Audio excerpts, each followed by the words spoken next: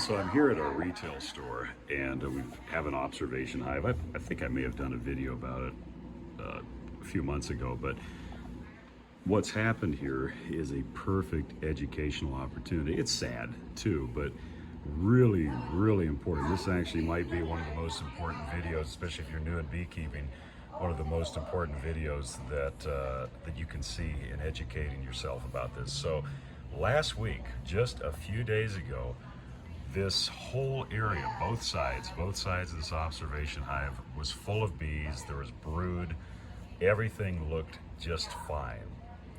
And then this happened, where you literally just have it's like, compared to my hand, you can tell. It's a very, very small cluster on both sides.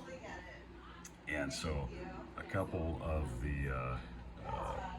our wonderful team here, staff that work here, were wondering what happened. And what this is a collapse, quality collapse disorder. You've heard of CCD.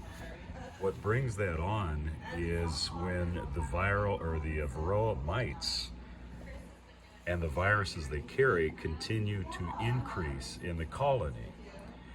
And because bees are hygienic, if they feel they're sick or what have you, they'll remove themselves from the colony.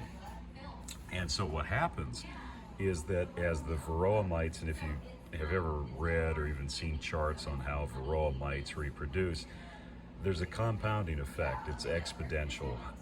Each mite, when it reproduces, it produces two offspring, and so you can kind of see the multiplication effect of, one mite, just one generation of, or rather one of its birthings. Can't remember offhand how many offspring a mite usually has, a female mite has in its life, but you just take like even one birthing of, two mites, one varroa mite produces two, and then those two produce four, and anyways, it compounds. So you have this compounding effect of the mites increasing, and then the viral loads obviously going in direct proportion to that within the colony. And then all of a sudden, it'll just hit a critical mass, and the bees will be just so full of viruses that they leave the hive in mass to try and be hygienic, to try and protect the rest of the colony.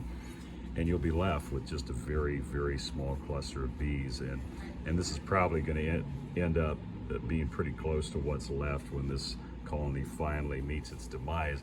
This colony is going to survive a bit longer because it's indoors, it's warmer than what an outdoor colony would be.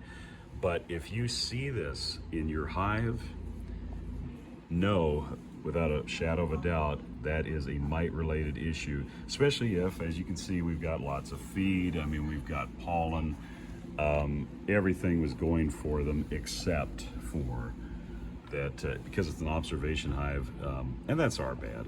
I take responsibility for that. We just didn't treat them for mites, and so all throughout the spring and summer, that mite load's been building up, and then all of a sudden you have a sudden collapse, which is known as colony collapse disorder.